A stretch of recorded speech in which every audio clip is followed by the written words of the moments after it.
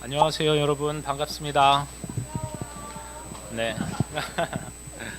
네, 지난번에도 서고 다시 또 이렇게 귀한 자리에 서서 말씀을 전할 수 있는 기회를 주셔서 정말 감사드립니다. 오늘은 요셉에 대해서 좀 말씀을 나눠볼까 하고 이 자리에 왔습니다. 그러나 요셉에 대해서 먼저 나누기 전에 제가 지금의 사역지인 남아프리카 공화국에서는 어떤 사역을 하고 있는지 잠깐 동영상을 보고 계속해서 말씀 전하도록 하겠습니다. 잠깐 동영상 보도록 하겠습니다.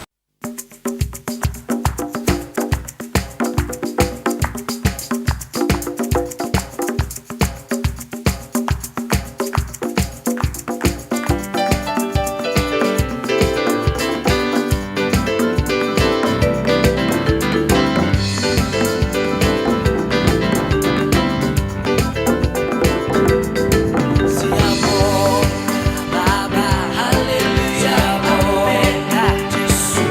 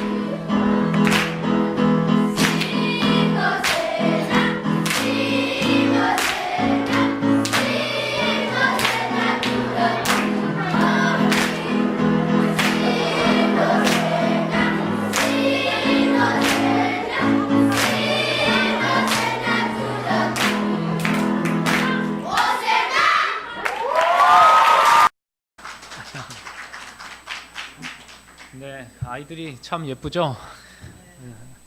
저 아이들이 저 민족이 정말 아픔과 슬픔의 역사 속에서도 밝게 웃으며 웃음을 잃지 않고 살아가는 남아프리카 공화국의 혼혈 민족 컬러드라는 민족입니다. 제가 사랑하고 제가 섬기는 민족입니다. 오늘 요셉 이야기를 좀 해볼까 합니다. 제가 성경을 읽을 때마다 느끼는 건데 성경은 솔직히 말해서 너무 솔직합니다. 뭐 내용을 가리는 게 없어요. 우리가 얼마나 죄악된 존재인지, 얼마나 연약하고 얼마나 악한 존재인지를 다 드러내주고 있습니다. 오늘 성경을 보면 여러 가지 일들이 있습니다. 살인, 간음, 청부살인, 근친상간, 그리고 친인척 살해까지. 그러나 이런 일들이 꼭 나쁜 놈들만 저지르는 게 아닙니다. 우리가 존경에 맞지 않는 정말 성경의 위인들도 한때는 이런 일들을 하고 주님께 회개하고 돌아왔던 역사들이 있습니다. 이런 내용들을 보며 어떤 사람들은 얘기합니다. 이런 게 어떻게 경전이 될 수 있냐. 그런데 저는 오히려 정말 이런 것들을 적나라하게 적어놨기에 성경이 참 진리를 적고 있는 참 믿을 만한 책이라고 저는 확신을 하고 있습니다. 오늘 요셉의 이야기만 봐도 그렇습니다. 요셉의 가족 얘기를 해보면 이건 정말 막장 드라마도 이런 막장 드라마가 없습니다. 요셉의 아버지 야곱은 정말 장자의 권한을 얻기 위해서 자기 형을 꼬시고 자기 아버지에게 사기쳐서 그 장자권을 얻어냅니다. 그러고 나서 그 형은 그를 죽이고자 하고, 그래서 그거에서 놀라 그는 멀리 있는 외삼촌 집으로 도망을 갑니다. 그곳에서 그냥 할 일 없이 그냥 양이나 치고 있다가 외삼촌의 둘째 딸 라헬한테 반해가지고 라헬한테 결혼시켜주면 7년을 공짜로 일을 해주겠다고 그 외삼촌한테 말을 합니다.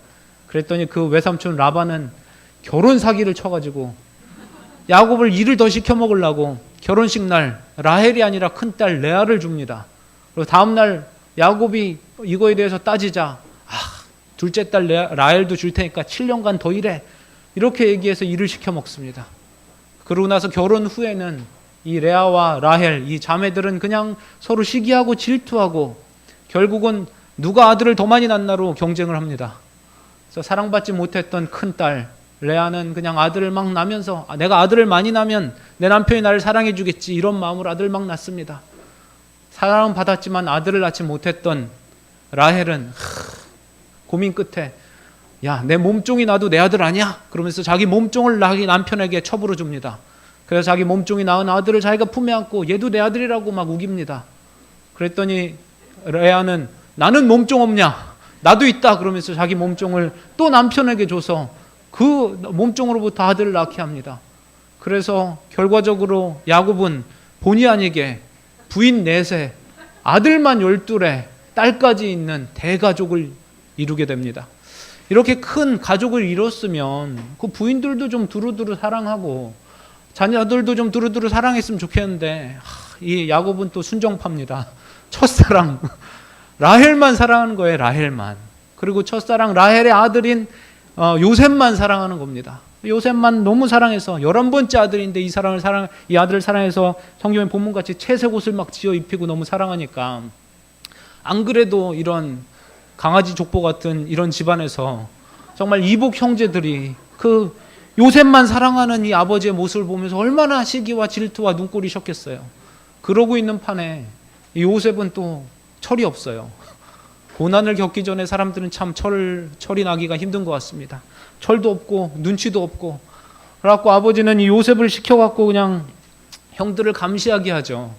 그때 야곱의 가족들은 대부분 목축업을 하고 있었는데 형들이 그냥 양떼를 몰고 나가서 양 꼴을 먹이고 돌아오는데 뭐 양이 한두 마리였겠습니까? 뭐 몇백 마리가 되니까 요셉이 아침에 기다렸다가 그냥 루벤 형 양 148마리네 이러고 적어놨다가 들어온 날 또 다 적어서 한 마리가 벼요. 그러면 아버지한테 그냥 루벤 형이 양 잡아먹었다고 일러 바치고, 그럼 야곱은 또 노발대발하고 형들은 이런 요셉이 정말 미워 죽겠죠. 그러고 있는 판에 요셉이 한 걸음 더 나아갑니다. 아침마다 식구들이 모여서 이제 아침밥을 먹고 오늘 무슨 일을 해야 되는지 의논을 하고 이제 일하러 나가야 되는 판인데, 밥상머리에서 그냥 요셉이 아빠 저 어제 신기한 꿈 꿨어요. 그러면서 얘기를 합니다. 무슨 꿈인데? 야곱은 그냥 요셉이 얘기만 하면 너무나 좋아가지고 무슨 꿈이냐고 물어보자 요셉은 그냥 어제 꿈을 꿨는데 밭에서 그냥 이렇게 단을 막 묶고 있는데 내 단은 딱 가운데 우뚝 서고 형들 단이 내 단을 쫙 둘러서더니 나한테 절을 하는 거예요. 그 얘기를 듣고 형들 기분이 어떻겠습니까? 밥상머리에서 저 재수없는 새끼가 그러면서 그냥 숟가락 던지고 나갔겠죠. 그랬는데도 아버지는 좋아갖고 그 꿈 참 희한한 꿈이네 그러면서 좋아했겠죠. 성경에도 나와 있습니다. 성경에도 그 꿈과 그의 말로 말미암아 형제들이 그를 더욱 미워하더니 아니 당연히 안 그래도 미운데 당연히 미워했을 말인데 요셉은 눈치가 없어요. 다음에 또 얘기합니다. 아침에 아빠 저 오늘 더 신기한 꿈 꿨어요. 그랬더니 또 야곱은 무슨 꿈 꿨는데? 그랬더니 어제는 하늘에 해와 달과 11별이 있는데 다 나를 보고 절을 하는 거예요. 그랬더니 형들은 또 숟가락 던지고 나와버리고 이번에는 아버지도 별로 이제 좀 시큰둥합니다. 아버지가 11별은 몰라도 해와 달이면 나랑 네 어머니도 너한테 절을 해야 되냐? 이랬더니 요셉은 몰라요. 그냥 꿈이 그랬다고요. 그러면서 그냥 아무 신경도 안 쓰고 있습니다. 그날 이제 형제들이 또 양떼를 이끌고 꼴을 주러 멀리 떠납니다. 그 당시 그것이 아시다시피 황무지이기 때문에 큰 양떼에게 풀을 주려면 이곳저곳 풀 있는 곳으로 계속 다녀야 돼서 때로는 몇 날 며칠을 때로는 몇 주간 이렇게 다녀야 되는데 또 다니다 보면 양떼를 잡아먹을까 봐 아버지가 요셉을 시켜서 형들이 양 잡아먹나 안 잡아먹나 감시하고 오라고 보냅니다.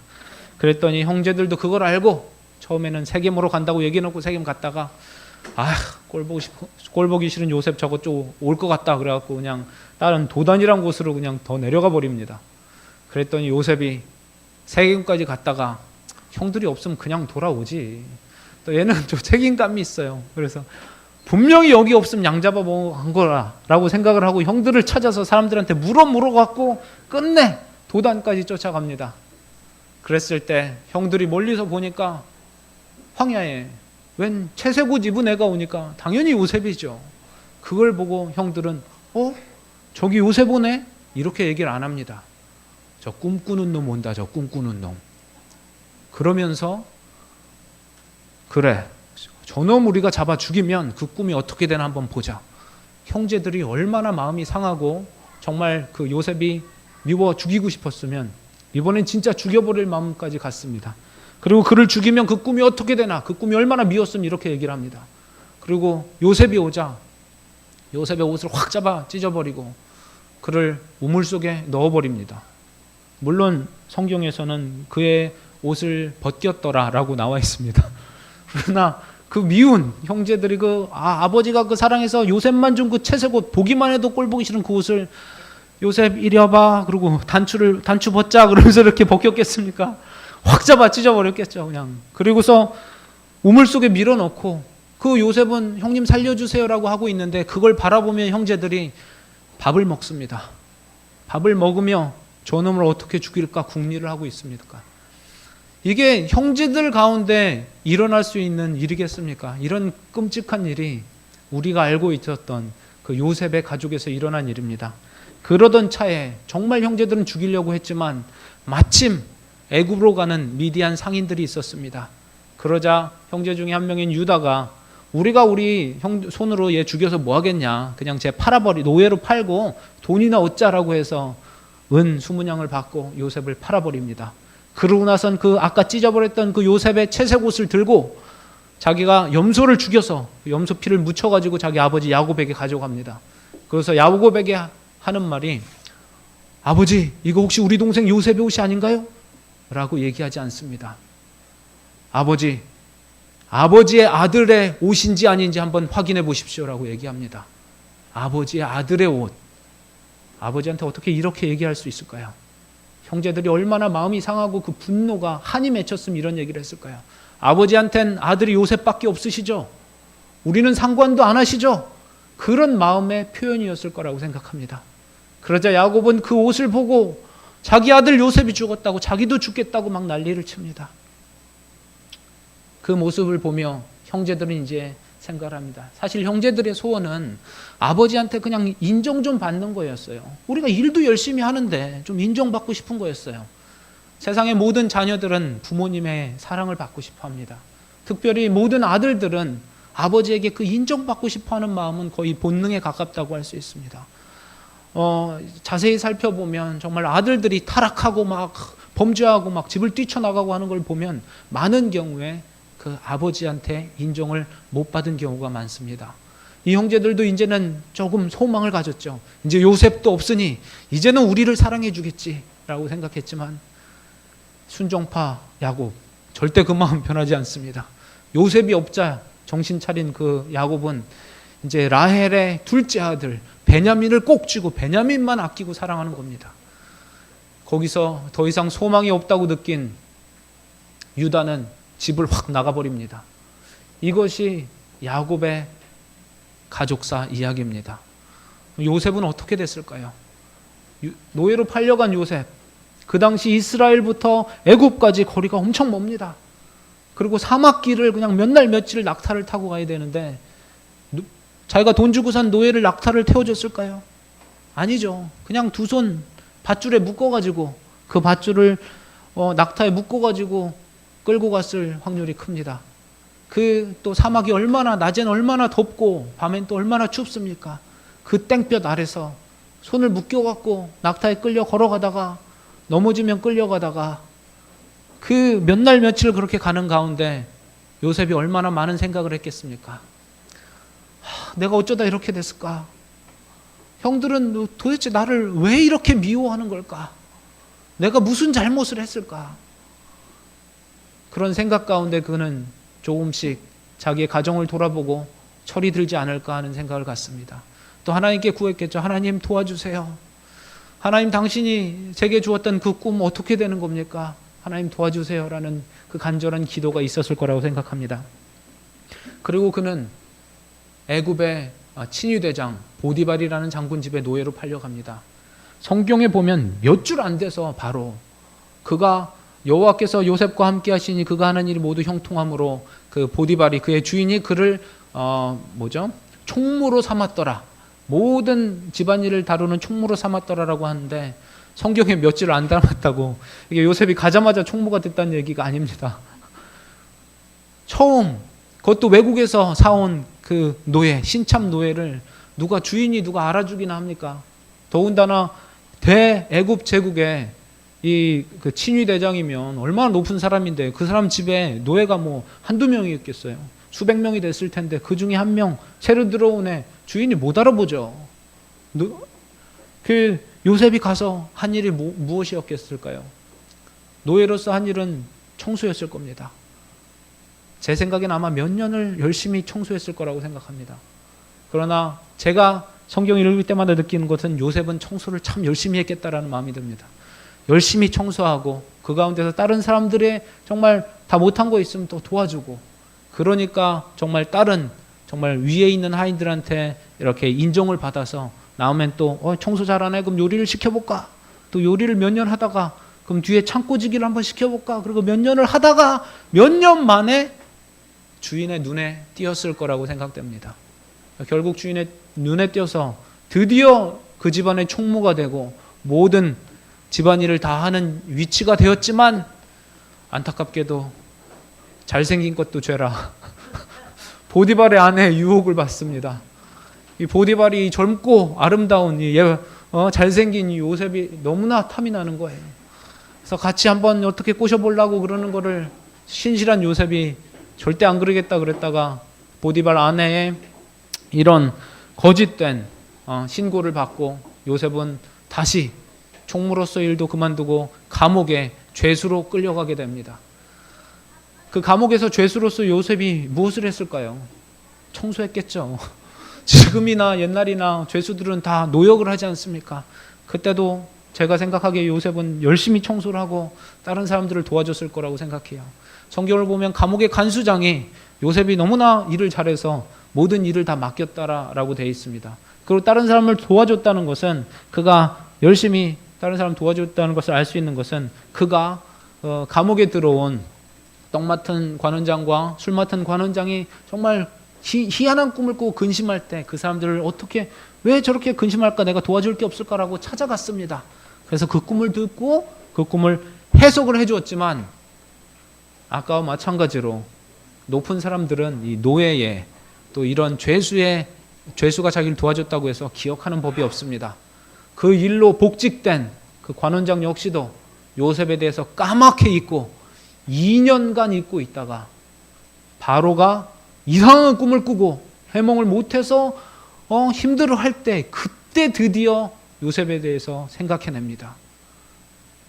그래서 요셉은 바로 앞에 서서 바로의 꿈을 해몽해주고 그거에 놀란 바로가 이 일을 할 수 있는 사람 너밖에 없다 그래서 드디어 요셉을 총리로 세웁니다. 요셉이 노예로 팔려갔을 때가 17살. 그리고 요셉이 드디어 바로를 만나서 총리가 됐을 때가 30살입니다. 적어도 13년이라는 세월을 요셉은 노예로 일했고 죄수로 지냈습니다. 이것만 봐도 자기의 아들한테 요셉이라고 이름을 지어준 분들 보면 저는 그분들의 믿음이 얼마나 대단한 분들인지 아니면 성경을 잘 모르시는 건지 전 놀랄 때가 많이 있습니다. 이런 어려움 13년을 이렇게 살아왔던 그리고 그 다음에 총리가 돼서는 행복했을까요? 자기가 큰 일을 하고 가족을 이뤘으니까 행복했을까요? 저희랑 같이 사역하는 선교사님이 예전에 가나에서 사역하실 때 하루는 1년 만에 한국 음식 너무 먹고 싶어갖고 정말 몇 시간을 찾아가서 한국 식당을 갔다고 합니다. 근데 그 식당에 크게 써있는 액자가 있었는데 거기 뭐라고 써있냐면 고향이 그리워도 못 가는 신세. 저도 외국에서 살고 있지만 외국에서 식당을 하며 잘 살아도 고향 가고 싶고 한국에 가고 싶은 마음은 누구나 있는 겁니다. 그런데 외국에 노예로 팔려가서 외국에서 죄수로 있으면서 이제 총리 됐다고 그가 행복했을 거라는 생각은 안 듭니다. 성경을 봐도 그가 정말로 총리로서 결혼도 하고 아들을 낳고서도 그 첫째 아들 이름을 므낫세라고 짓는데 그 이름 뜻이 뭔지 아십니까? 다 잊자. 이젠 다 잃어버리자. 내 과거의 고난들을 하나님께서 이제 잊게 해주신다. 이게 잊은 사람의 고백일까요? 잊을 수가 없으니까 하는 얘기 아니겠어요? 이제 다 잊자. 그리고 둘째 아들은 에브라임. 하나님께서 내 수고에 이제 보답해 주신다. 이젠 그나마 살만하다. 이런 고백이 요셉이 그의 아들의 이름을 지으면서 나옵니다. 그리고 나서도 풍년 7년 뒤에 또 흉년 2년이 지난 뒤에 그러니까 17년에 7년에 2년이면 22년 뒤에야 그의 형제들을 만납니다. 22년 뒤에 그 형제를 만나는 요셉의 삶, 저는 결코 행복한 삶은 아니었다고 생각합니다. 그런데 이 요셉이 그 어려웠던 그 고난과 정말로 형제들이 자기를 죽이려고 했고 팔아버리려고 했던 그 노예의 시간들, 그 억울했던 감옥살이, 그 어려웠던 고난과 그 아픔과 상처를 어떻게 이겨낼 수 있었을까요? 제가 생각하기에 그것은 요셉이 정말 하나님을 믿는 그 믿음으로 하나님께 도움을 구하며 살아왔고 또한 하나님께서 그에게 주신 그 꿈을 붙잡고 살았기 때문에 가능했다고 생각합니다. 지금 우리도 많은 사람들이 고난 가운데 있습니다. 고난이란 것은 믿는 사람이나 믿지 않는 사람 모두에게 찾아오는 것입니다.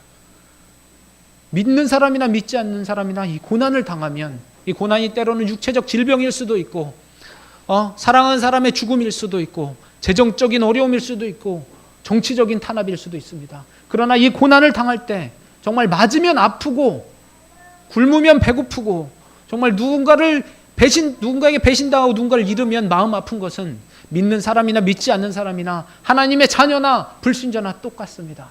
그러나 그 고난에 대한 태도는 우리는 달라야 합니다.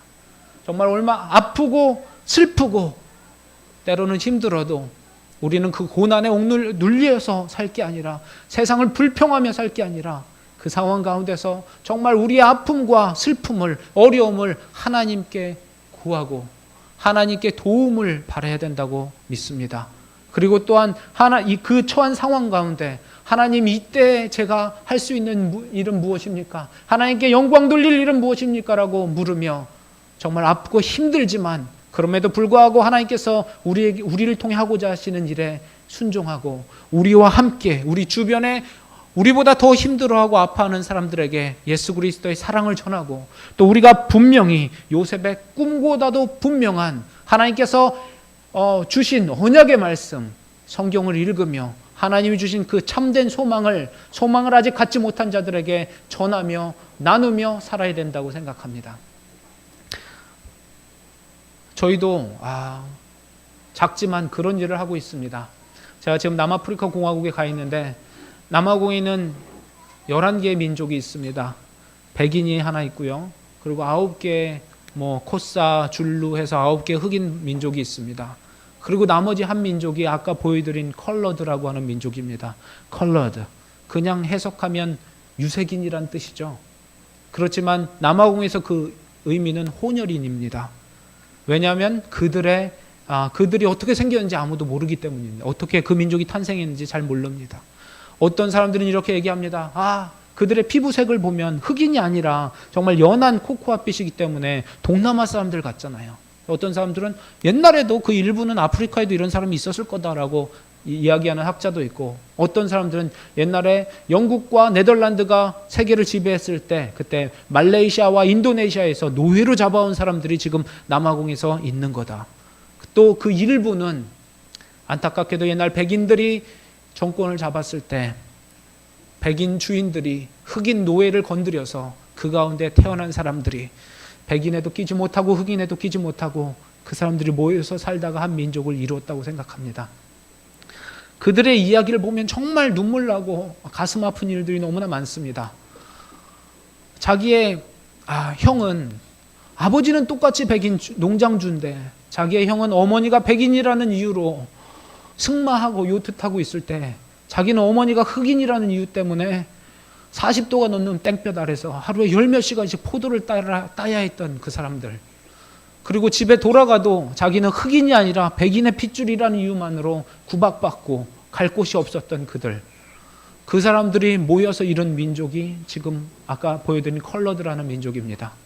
그리고 다른 사람들한테 넌 어디 사람이니? 어느 민족이야? 라고 얘기할 때 누구나 다 자부심을 갖고 얘기하죠. 나는 한국에서 왔어. 한민족이야. 나는 아프리카노야. 나는 줄루야. 나는 코사야. 근데 이 사람들은 할 말이 없어요. 민족 이름이 혼혈인이니까요. 나는 그래서 다들 부끄럽게 얘기합니다. 나는 혼혈인이야 라고 얘기를 합니다. 그들은 자신의 조상이 누구인지, 자기의 민족의 정체성이 무엇인지도 모릅니다. 그리고 자기의 언어도 없습니다. 그저 백인 밑에서 옛날부터 종으로 살았기 때문에 지금도 종보다는 낫지만 거의 노예에 가까운 그냥 농장 직원으로 살고 있기 때문에 백인들이 쓰는 언어인 아프리칸스를 쓰고 또 영어를 조금 씁니다. 그래서 다른 흑인들한테 더 미움을 받습니다. 흑인들이 정권을 잡은 지금 흑인들의 생활은 좀 더 나아졌습니다. 그러나 이들은 영원히 아직도 흑인이 아니라 옛날 백인 밑에서 백인을 도와 일했던 사람들로 취급받기 때문에 여전히 그 사회에서 정말 대우를 못 받고 있는 사람들입니다. 그리고 또 그들의 삶을 보면 지금도 너무나 안타깝습니다. 옛날에 많은 이들이, 지금도 저희들이 섬기고 있는 지역엔 농장이 많은데 대부분이 와인 농장입니다. 와인 농장주들은 다 백인이죠. 그 밑에서 일하는 사람들은 다 저 컬러드, 혼혈 민족입니다. 그리고 그 사람들의 삶을 보면, 그들의 정말 통계적으로 보면 참 믿기 어려울 정도로 저희 지역의 98%가 알코올 중독자입니다. 다 알코올 중독이라는 거예요. 그런데 그 사람들이 알코올 중독이 된 큰 이유 중에 하나가 백인 농장주들에 있습니다.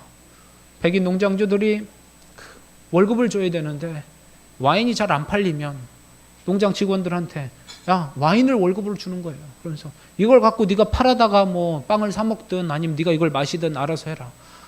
근데 타운 읍내까지 수십 킬로가 떨어져 있는 농장에 사는 그 사람들이 어디 가서 이 와인을 팔고 그걸로 빵을 사고 그걸로 음식을 사겠습니까? 다 그 술 마시고 그냥 대충 삶을 연명하는 거죠. 그러니 모두가 알코올 중독이 된 거예요. 저희도 아까 보여드린 대로 저희가 하는 사역은 크게 보면 그 사람들하고 농장 학교에 가서 방과 후 학교 사역을 하고 또 그 사람들과 함께 예배를 하고 그 사람들에게 복음을 전하고 이런 일들을 하고 있는데 참 그 농장 학교에 가면 너무나 안타까워요. 거의 한 40%의 아이들이 알코올 신드롬을 겪고 있습니다. 그 모든 사람이 알코올 중독이고 산모도 아이를 임신해서도 계속 술을 마시니까 아이들이 알코올 신드롬은 아이들이 성장이 저하됩니다. 발달 지체고 얼굴이 크고 이제 눈이 작고 이제 집중을 잘 못합니다. 그러니까 수업을 진행하기가 너무 어렵죠. 처음엔 이해가 안 되는데 그 중에 정말 아이들이 40%가 알코올 신드롬이라는 말을 듣고 얼마나 정말 너무 슬펐습니다. 그리고 저희들이 어떻게 이 사역을 시작했냐면 저희들이 할 수 있는 게 많이 없어요. 그리고 이 절망 가운데, 이 아픔 가운데 있는 사람들을 우리가 어떻게 막 크게 도와줄 일이 없어요. 도와줄 수 있는 방법이 없습니다. 그래서 그래도 우리는 정말 하나님께서 주신 이 언약의 말씀, 이 소망을 갖고 있는데 소망도 없이 이들이 살아가다 죽는다면 이게 얼마나 안타까운 일입니까? 그래서 저희들은 그들에게 찾아가서 우리가 할 수 있는 한 그들을 도와주고 그러면서 정말 하나님의 이 소망의 말씀, 예수 그리스도의 십자가의 복음을 전합니다. 처음 이 사역을 시작했을 때 제가 합류하기 전에 저희 사역의 리더격인 그 선교사님께서는 이 민족의 아픔이 너무나 큰데 자기가 도와주고 싶은데 이 사람들과 관계할 수 있는 방법이 없어서 자기가 할 수 있는 빵하고 물을 샀대요. 찬물을 사서 그거를 사서 가방에 들고 이 백인 농장주들은 참도 안 줍니다. 그 40도가 넘는 땡볕에서 일하는데 자기는 집에 가서 빵과 우유를 먹고 오지만 이 사람들은 계속 일을 하는 거예요.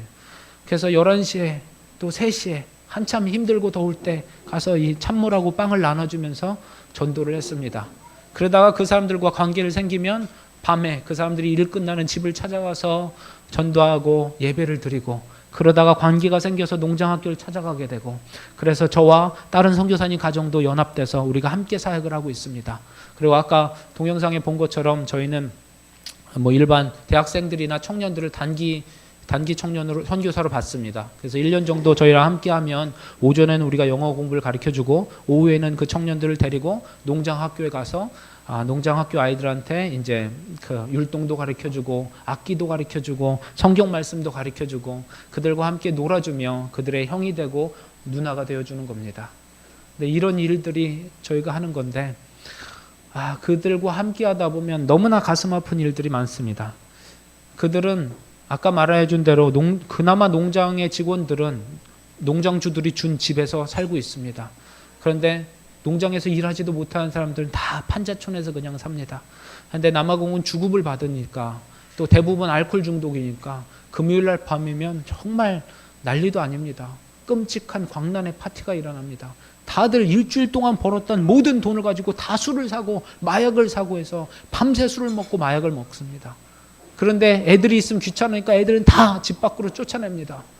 그럼 그 아이들은 집에도 못 들어가고 갈 곳이 없어서 금요일 밤, 토요일 밤이면 얘네들이 거리를 배회하다가 거리에서 그냥 모여서 잠을 잡니다. 그런 상황 가운데 결혼이라는 이런 제도가 크게 없어요. 결혼이란 문화가 없어요. 한 30% 정도만 결혼하고 나머지는 다 그냥 동거를 하는 거예요. 그리고 그 동거를 하는데 그 교회에 나오는 크리스찬들에게도 저희가 동거하면 안 돼요라고 말을 하지 못하는 이유는 동거를 하는 이유가 남자가 이 가정에 누가 지켜준 남자가 있어야 되는 겁니다.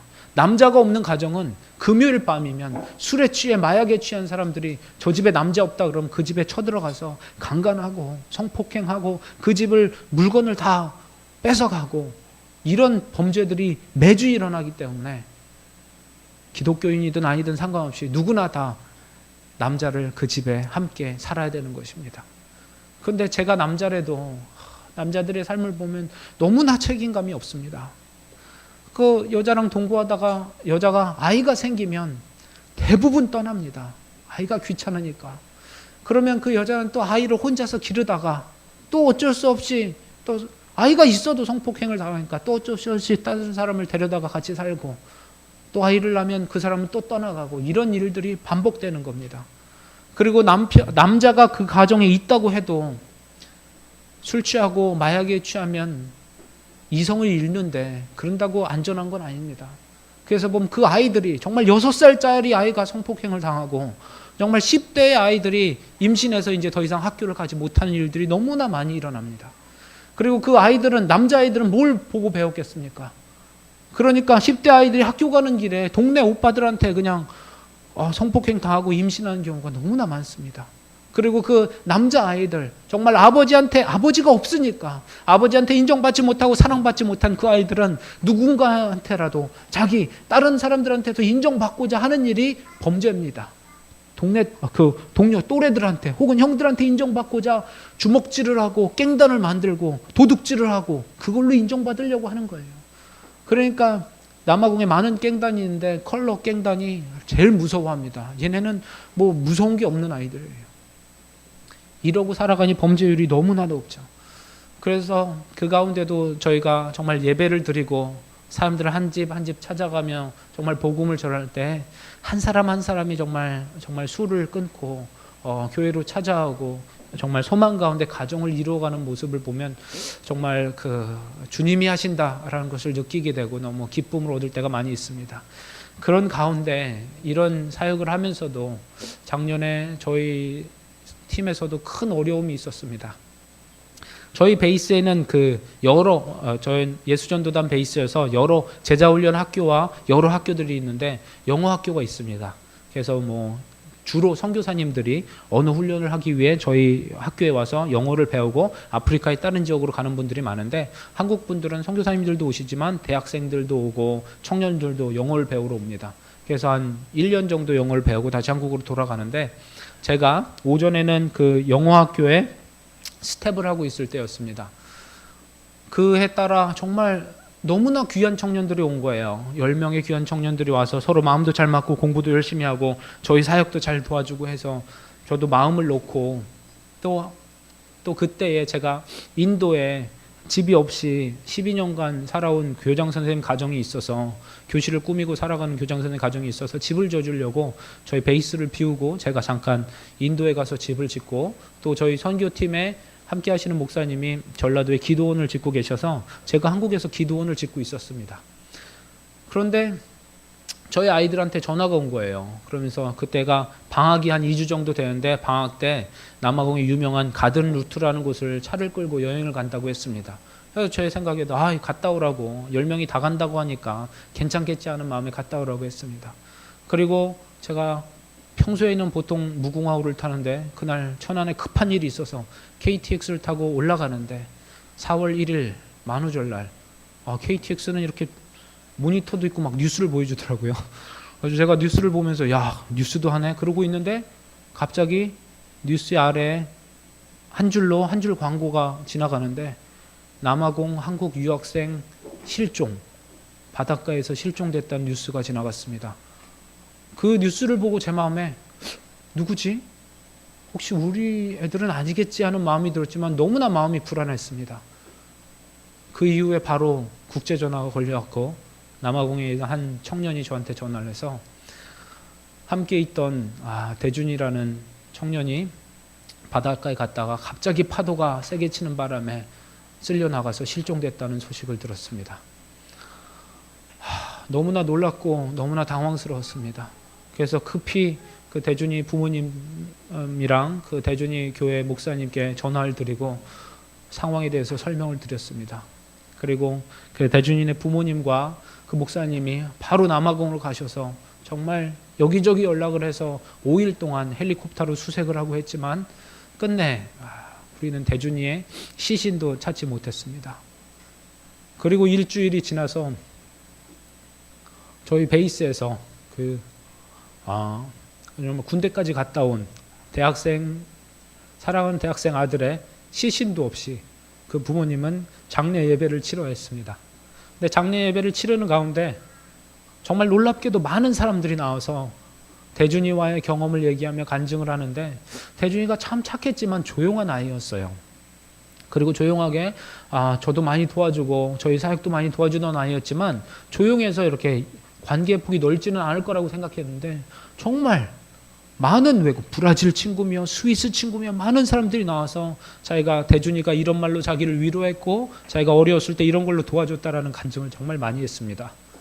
그리고 그 부모님께서 마지막에 나와서 말씀을 하시며 자기는 이 사랑하는 아들이 정말 선교에 대해서 알고자 이 땅에 선교단체에 와서 공부하던 아들이 지금 하늘나라로 간 것에 대해서 하나님이 어떤 계획을 가지고 섭리를 갖고 계신지는 알지 못하지만 자기는 분명히 이 모든 것이 하나님의 주관하시는 섭리 가운데 있고 사랑하는 아들은 천국에 갔음을 확신한다라고 이야기를 해주셨습니다.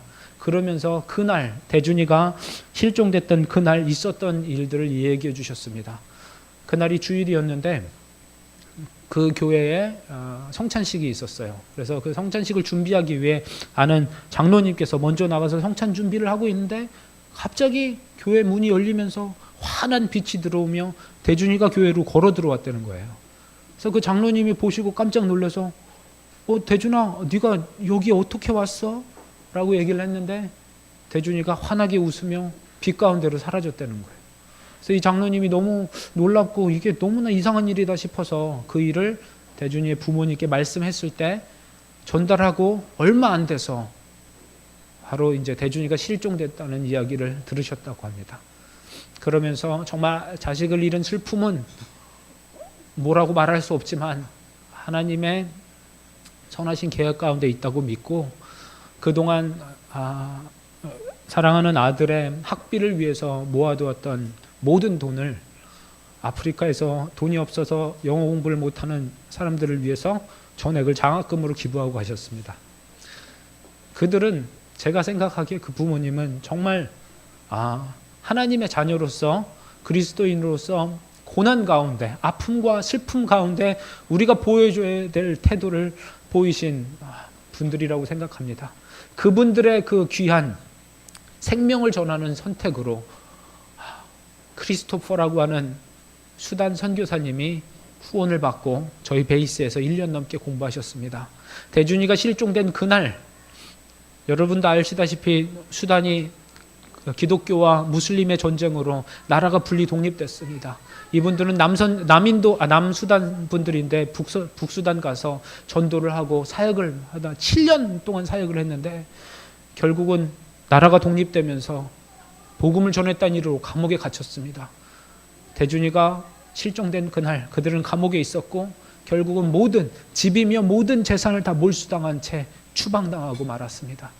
그래서 더 이상 갈 곳도 없고 정말 7년간 북수단에서 사역만 했는데 이제는 어떻게 해야 되나 하고 있는 그 상황에 저희 베이스의 소식을 듣고 저희 베이스에 와서 ELS에 신청을 하고 대준이 장학금을 받고 1년이 넘는 시간 동안 그 모든 가정이 와서 남아프리카 공화국에 와서 위로함을 받고 또 앞으로의 사역을 위해 영어 공부를 하고 그 자녀들은 저희 학교에서 열심히 공부를 하고 이런 귀한 시간들을 보내고 돌아가게 되었습니다. 우리가 정말 많은 사람들이 절망과 아픔과 정말 슬픔에 빠져 있는 지금 시대입니다. 이 비상식적인 시대에 많은 사람들이 아픔과 슬픔에 있지만 하나님의 자녀된 우리들은 여기서 굴복하고 여기서 무너지면 안 된다고 생각합니다. 이 절망 가운데서도 우리는 정말 하나님께 도움을 주시라고 하나님께 위로함 주시라고 하나님만 붙들고 나아가고 정말 요셉이 꿈을 붙잡고 있었던 것처럼 우리는 그 꿈보다 더 분명한 하나님의 언약의 말씀 성경을 다시 읽고 정말 성경 속에서 하나님 우리를 얼마나 사랑하셨는지 우리가 얼마나 연약하고 부족한 존재지만 죄 많은 존재지만 그럼에도 불구하고 끝까지 아끼고 사랑하셔서 결국에는 우리에게 영생을 허락하시고 영원한 하나님 나라에 영원히 함께할 수 있는 그 은혜의 시간들을 이미 하나님 이루어 놓으시고 우리를 기다리고 계신다는 것을 우리는 확실히 알고 이 언약의 말씀을 붙들고 또한 아직 언약의 말씀을 갖지 못한 정말 참된 소망을 갖지 못한 자들에게 찾아가서 그들을 위로하고 그들에게 예수 그리스도의 사랑을 전하고 그들에게 참된 소망을 전해야 된다고 생각합니다. 그래서 다들 어렵지만 정말 하나님만을 바라보고 어떤 상황과 환경 가운데서도 정말 주님께만 의지하고 주님께서 우리 삶을 통해서 이루고자 하시는 일이 무엇인지 다시 한번 구하고 주님이 원하시는 대로 정말 우리 주변에 있는 이웃들을 정말 사랑하며 그들에게 참된 소망을 전하는 저와 벙커원 교회의 모든 성도님들 되시기를 예수님 이름으로 축복합니다. 감사합니다.